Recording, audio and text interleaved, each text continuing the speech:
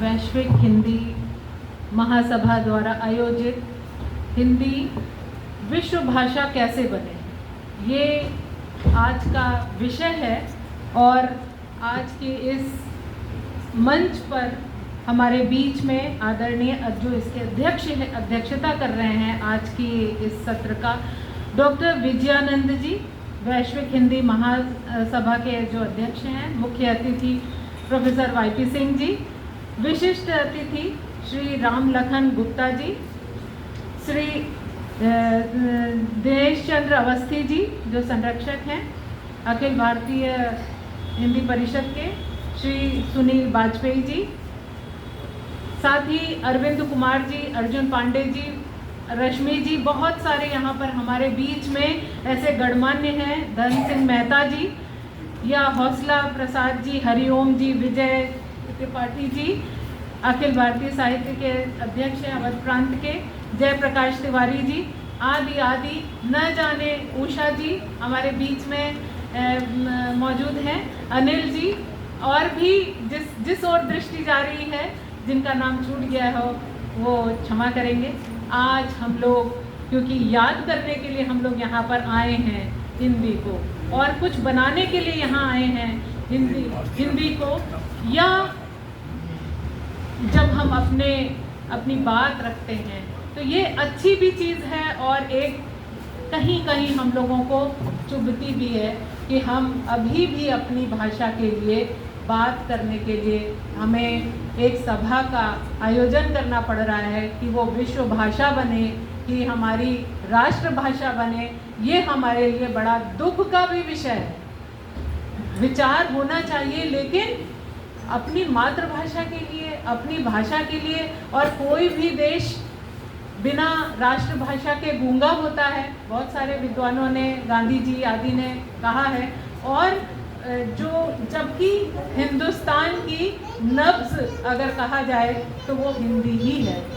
हिंदी ही आज़ादी की लड़ाई के दौरान जब हम देखते हैं तो हिंदी ने जो हिंदुस्तान को एकत्र किया था, चाहे वो सुदूर दक्षिण हो, चाहे वो पूरब हो, चाहे पश्चिम हो, चाहे उत्तर दक्षिण, सभी को इसी हिंदी ने ही बांधा था, इसी हिंदी ने ही एकत्रित किया था। और तब हमने एक बहुत बड़ी लड़ाई जीती थी अंग्रेज़ों के खिलाफ।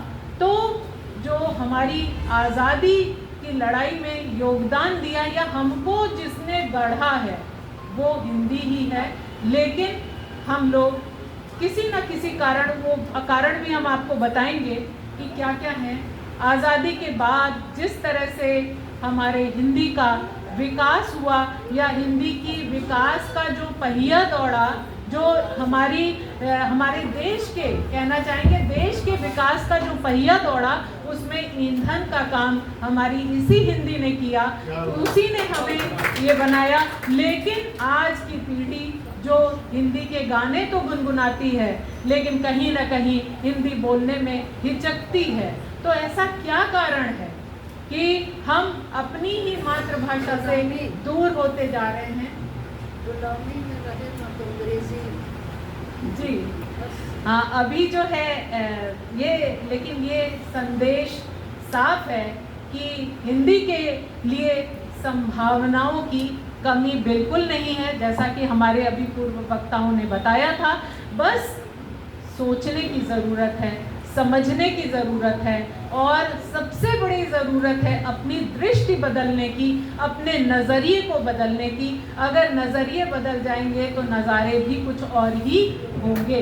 तो इसलिए हिंदी नहीं कहती है कि हमें प्रशस्तियाँ चाहिए, हमें प्रशस्ति पत्र चाहिए, ये हिंदी हमारी नहीं कहती है। देश और दुनिया को आज स्वयं ही, स्वतः ही ज़रूरत है, आवश्यकता है हिंदी की। और वो क्यों है ज़रूरत, अभी हमारे पूर्व वक्ताओं ने, तिवारी जी ने भी बहुत अच्छे ढंग से उसको विस्तार से बताया। और क्यों? क्योंकि आज बाजार का युग है, आज मनोरंजन का युग है, आज जनसंचार का युग है। इन सभी क्षेत्र ये क्यों बढ़ रहे हैं? क्योंकि हिंदी में इनमें अब काम होने लगा है। आज हिंदी बाजार की भाषा बन गई है, मनोरंजन की भाषा बन गई है। हम कैसे अभी जब आपको बताएंगे कि वो 5 बिंदुओं की हम चर्चा करना चाहेंगे यहाँ कि विश्व भाषा कैसे बने, तो आज विश्व को एक बाजार की तलाश है जहाँ पर कुछ बेचा जाए और कुछ खरीदा जाए। देखिए, समय समय पे अपने अपने समीकरण होते हैं, अपने अपने समय में अलग अलग मापदंड होते हैं किसी भी चीज़ को प्रसारित करने के लिए, प्रचारित करने के लिए। आज ये समझिए, कभी अध्यात्म के लिए हमारा देश गौरवान्वित होता था, और आज भी जो 8वीं ये हम लोगों ने राष्ट्रीय शिक्षा नीति इसीलिए लागू की गई कि हम अपनी जड़ों से जुड़ें, क्योंकि अगर हम बिना जड़ के रहेंगे, बिना भाषा के रहेंगे, कब तक हम अंग्रेजी के बलबूते पर, जैसा कि अभी मैडम ने बताया था यहाँ पर उषा जी ने, कि हम सोचते जिसमें हैं, जिसमें हम स्वप्न देखते हैं, वो हमारी भाषा होती है। तो अगर उस बच्चे को, अगर उषा जी को भी अगर हिंदी में ही आगे पढ़ने का मौका मिला होता, तब उन्हें एक जो बहुत बड़ा समय हमें अंग्रेजी या दूसरी विदेशी भाषा को समझने में और फिर उसको विकसित करने में और तब कोई एक्सपेरिमेंट करने में, प्रयोग करने में बिताना पड़ता है, उसकी जगह हम जो है अपनी भाषा में जब काम कर रहे होते तो बात ही कुछ और होती। तो इसलिए आज क्योंकि जो युग है वो बाजार का है, आपने देखा होगा, मनोरंजन की बात करते हैं तो हॉलीवुड से बॉलीवुड का जो सफ़र है उसके बीच की दूरियां हमने तय कर ली हैं। हिंदी के ही माध्यम से तो हुई, अब महाराष्ट्र में है, वहाँ पर भी कुछ लोग हिंदी का विरोध जरूर करते हैं, लेकिन मतलब मराठी को उत्साहित करने के लिए, उसको प्रोत्साहन देने के लिए, यह भी हम लोगों को थोड़ा सा अपने में नियंत्रण रखना होगा कि सभी भाषाएं हमारी अपनी हैं। जब दक्षिण भारतीय लोगों को भी समझना होगा और हमें भी समझना होगा। अभी तिरुकुरल की बात की, तिरुवल्लुवर की बात की, बहुत अच्छा लगा सुन करके, क्योंकि हमने भी, हमारे यहाँ भी भारतीय भाषा विभाग है हमारा, जिसमें तमिल भी पढ़ाई जाती है और बंगाली भी पढ़ाई जाती है, मराठी भी पढ़ाई जाती है। और हमने भी तमिल भाषा सीखी थी जब एमए में थे, तो एक पेपर था, और अभी भी हम लिख पढ़ लेते हैं उसे अच्छी तरीके से, लेकिन क्योंकि यहाँ पर कोई ऐसा वो नहीं मिला हमें आगे, क्योंकि भाषा तभी आगे बढ़ती है जब हम उसमें अभ्यास करते हैं, लेकिन लिखना पढ़ना अभी भी हम कर लेते हैं। तो वहाँ पर जब हम तमिल पढ़ रहे थे तो वहाँ पर तिरुकुरल जो था वो, उसमें नीति पद है, इतने सुंदर सुंदर हैं। और ये हम लोगों की बहुत विडंबना ये है कि हमारे ही देश में इतने अच्छे अच्छे साहित्य, मलयालम हो, तेलुगु हो, तमिल हो, सब में लिखे जा रहे हैं, लेकिन वही अनुवाद की कमी के कारण हम उनसे अछूते हैं। अपने ही देश के लोगों में कोई ऐसी कमी नहीं है, लेकिन अंग्रेजी कहीं सुदूर भी लिखी जा रही है, वो हम तक तुरंत पहुंच जाती है। और हमारे देश की अपनी ही भाषा हम लोग आपस में ही लड़ते रहते हैं कि हमारी, हम हिंदी लागू करें या कौन सी भाषा लागू करें, या पढ़ें ना पढ़ें। तो ये हमारी भी अपनी कुछ कमियां हैं जिनको हमें कंट्रोल करना होगा, उस पर नियंत्रण करना पड़ेगा। और ये हम, दुखद ये है कि हम खुद को ही कम आंक रहे हैं। हम हिंदी भाषी ही अपने को कम आंकते हैं, हम सोचते हैं कि सब कुछ अंग्रेजी में ही है, ऐसी बात नहीं है। वहाँ पर जब, क्योंकि हमारे आधार क्या हैं, आज हम बात करते हैं, हम लोगों को पढ़ाया जा रहा है, भारतीय ज्ञान परंपरा की बात की जा रही है, क्यों हम वापसी हमारी हो रही है वेदों की ओर। क्या लिखा गया था वहाँ पर, कितना कितना विज्ञान इतना उन्नत था, विज्ञान हो, ज्योतिष हो और आयुर्वेद है, ये सब क्यों इतना उन्नत था। और फिर क्या ऐसा हुआ कि हम अपनी ही जड़ों से दूर हो गए, और आज का युवा तो और भी दूर होता जा रहा है। लेकिन उसमें भी कुछ एक ऐसे युवा हैं जो हम लोग उनको देख रहे हैं, बहुत सारे ऐसे चैनलों में जो आ रहे हैं, जो अपनी परंपरा से जुड़ने की कोशिश कर रहे हैं, लेकिन क्या हम उसका जवाब उनको दे पा रहे हैं। बात हमारी अक्षमता की है कि हमने कम पढ़ा है, हमने वेदों को कम पढ़ा है, हमने उसका अध्ययन कम किया है, इसलिए हम तर्क संगत व्याख्या उन अपने युवाओं को नहीं दे पा रहे हैं। और ये कक्षाओं के माध्यम से हम लोग, क्योंकि उसमें जो पीएचडी के क्लासेस हैं, उसमें प्री पीएचडी करके एक कोर्स वर्क शुरू किया गया है हम लोगों के यहाँ, 6 महीने का होता है उसमें। लेकिन हम लोग देखते हैं कि वो छात्र नई नई जिज्ञासाएं रखते हैं आपके सामने, हमारे सामने, और पूछते हैं प्रश्न। हम उनकी अगर मन को शांत करते हैं तब उनको लगता है कि हाँ, नहीं तो वो भक्ति और अध्यात्म दर्शन से दूर होते जा रहे हैं। ये हमारी, आपकी और हमारे घर में ये हम सबका कर्तव्य है कि हम उसको अपनी जड़ से जोड़ें। और जहाँ हम जड़ से जोड़ेंगे संस्कृत आ जाएगी, और संस्कृत आएगी तो हिंदी भी आ जाएगी। इसलिए ये हम ना कहें कि हिंदी जो है क्यों पीछे जा रही है, क्योंकि हम ये कहना चाहेंगे, मैं राष्ट्र गगन के मस्तक पर सदियों से अंकित बिंदी हूँ, मैं सबकी जानी पहचानी भारत की भाषा हिंदी हूँ। फिर क्या ऐसी बात हुई कि जब हम कहते थे कुछ है कि हस्ती मिटती नहीं हमारी, तो ये जो है आज हमें क्यों ये बार बार 14 सितंबर या विश्व हिंदी और ये सब करने की, और आदरणीय आपको भी ये सब इस तरह की, आज हम कुछ और चर्चा कर रहे होते, हिंदी में कुछ और बात कर रहे होते, लेकिन आज हम उसी पर ही फंस गए हैं कि हमारी हिंदी राष्ट्रभाषा बने और कैसे विश्व भाषा बने। तो जब हम यहाँ पर अपनी बात कुछ एक चीज़ों के माध्यम से यहाँ पर रखना चाहेंगे, फिर देखिए पश्चिमी के जो विचारक पश्चिम के हैं उनसे हम क्योंकि आजकल आधुनिक युग में उन्होंने कुछ एक प्रयोग करके समझ लिया है, उस समझ को हम हिंदी में अप्लाई करें, उसको हिंदी में कोशिश करें अपनी, और तब उसको हम अपनी हिंदी में अपनाएं और आगे बढ़ें। जैसे कि हम जब बात करते हैं, डेविड क्रिस्टल एक अंग्रेजी के विचारक हुए हैं, उन्होंने English as a global language में लिखा है कि देखिए हमें वहाँ पर छोड़ना नहीं होगा, हमें उस जड़ को पकड़ना होगा कि क्या बात है कि ऐसा हो गया अचानक से। कि उन्होंने कहा कि कोई भी भाषा विश्व भाषा इसलिए नहीं बनती कि उसके बोलने वाले बहुत हैं।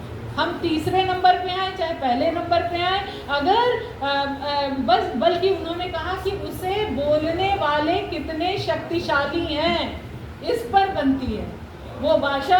कैसे विश्व भाषा बनेगी इस पर, और उसका जो वर्चस्व है उसको कायम रखने के लिए उन्होंने कहा कि सैन्य हमारा कैसा है, हमारा आर्थिक हमारी मजबूती कितनी है, और हमारा राजनीतिक शक्ति से हमारा जुड़ाव सीधा है या नहीं है। अगर ये तीनों चीज़ें हैं तब हम आगे बात कर सकते हैं, आगे बढ़ सकते हैं, नहीं तो संख्या बल पर शायद हम नहीं बन पाएंगे। उसके लिए हमें दिनकर जी याद आते हैं, उन्होंने कहा था, मैं हुआ धनुर्धर जब नामी, सब लोग हुए हित के कामी। मैं धनुर्धर तो था ही, बड़ा नामी था, लेकिन कब हुआ, सब लोग हुए हित के कामी। ये हमें ध्यान रखना होगा, तब आगे बढ़ना होगा। और एक हमारी भाषा विश्व भाषा कैसे बने, इसके कई मानदंड हमें जो समझ में आए वो हम आपके सामने यहाँ पर आपसे साझा करेंगे। पहला है कि जो हमारा व्यापक जो जनसंख्या का स्तर है या जो भौगोलिक विस्तार है, पहली चीज़ ये आती है, पहला बिंदु। दूसरा आता है आर्थिक प्रासंगिकता, हमारी क्या है, अंतर्राष्ट्रीय व्यापार क्या है, रोजगार में क्या है हम दे सकते हैं, भाषा की उपयोगिता रोजगार में क्या है क्या नहीं है। क्योंकि अगर भाषा उपयोगी नहीं हुई रोजगार में तो चाहे जितनी अच्छी हो वो कोई नहीं उसको पढ़ेगा ही नहीं। हमारे यहाँ सबसे पहले पूछा जाता है कि भाई हम हिंदी क्यों पढ़ें, कितने उसमें सिलेक्शन होंगे, कितनी हमें नौकरी मिलेगी, तब हम पढ़ें। तो रोजगार परक हमें बनाना पड़ेगा। जैसे यूपीएससी में पहले हिंदी, सामान्य हिंदी को लागू किया है, लेकिन थोड़ा और हमें कोशिश आगे बढ़ करके करनी होगी, लेकिन सामंजस्य के साथ। हम कोई भी दक्षिण की एक भाषा हम पढ़ें और हमारी भाषा तब वो भी पढ़ेंगे।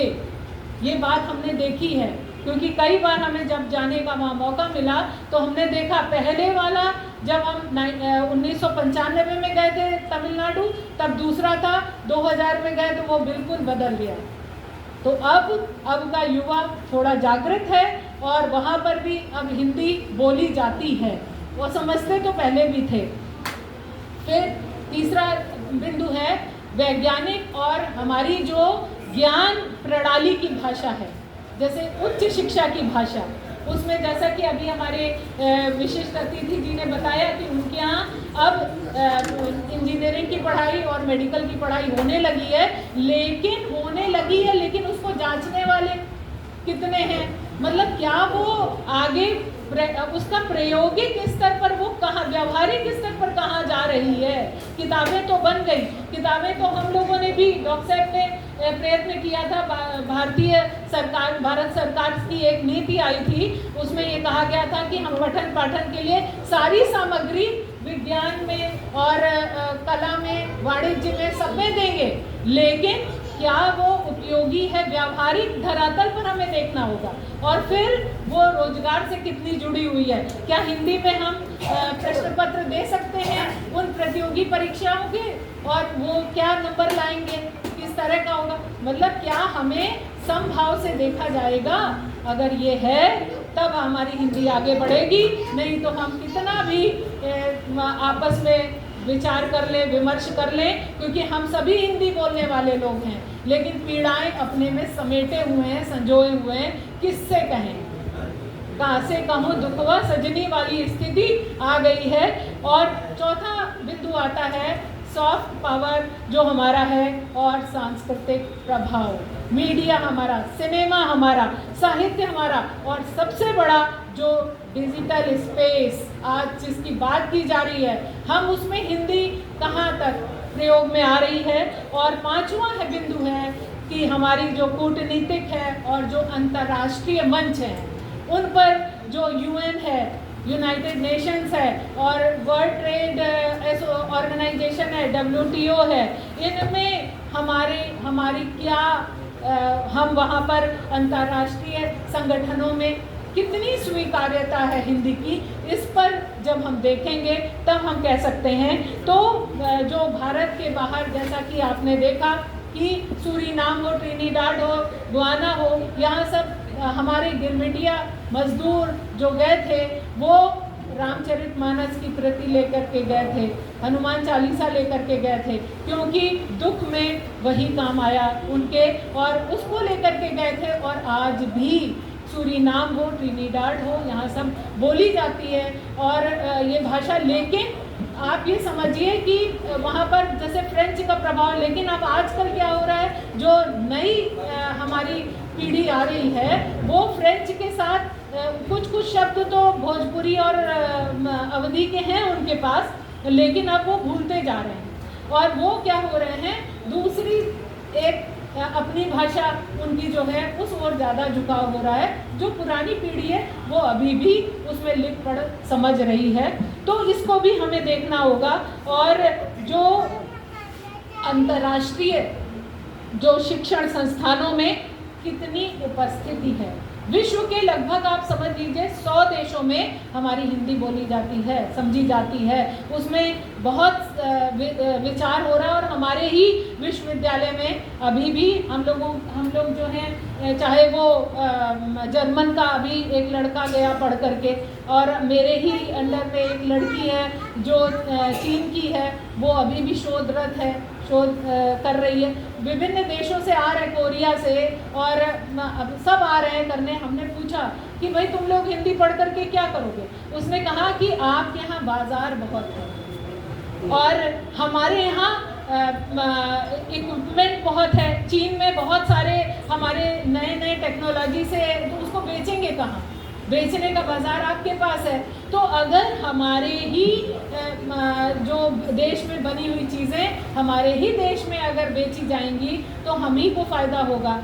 हमारे से वो लोग क्या करते हैं, हिंदी पढ़ के जाएंगे और हम ही को हमारी भाषा में उन अपने देश की चीज़ों को बेचेंगे, तो प्रॉफिट कहाँ होगा, उनके देश को होगा, और हम गरीब हो जाएंगे। हम सिर्फ जो है जिसे कहते हैं कि ग्राहक ढूंढते रहते हैं वो लोग, और हम ग्राहक ही बने रह जाएंगे, कभी भी हम ऐसा नहीं कर पाएंगे। तो ये भी सोचने की हमें आवश्यकता है आज के संदर्भ में। केवल मतलब ये है, केवल भावनात्मक नारों के द्वारा नहीं, या भाषाई गौरव के सहारे ही नहीं, बल्कि ये कोई भी भाषा विश्व भाषा नहीं बन सकती, उसके लिए ठोस प्रयास जरूरी हैं। और आज टेक्नोलॉजी का युग है, प्रौद्योगिकी का युग है, तो हमें एआई, आर्टिफिशियल इंटेलिजेंस की जहाँ पर बात हो रही है, और वहाँ पर हमें हिंदी में भी ऐसे सॉफ्टवेयर, ऐसी चीज़ें बनानी होंगी, विकसित करना होगा कि जिसमें हिंदी के छात्र वहाँ जाएं और अपनी वैज्ञानिक मेधा का उपयोग करें और उसको आगे उत्कर्ष प्रदान करें, जिससे वो दूसरे देशों के लोग भी उसे समझे, जाने और पढ़ने की कोशिश करें।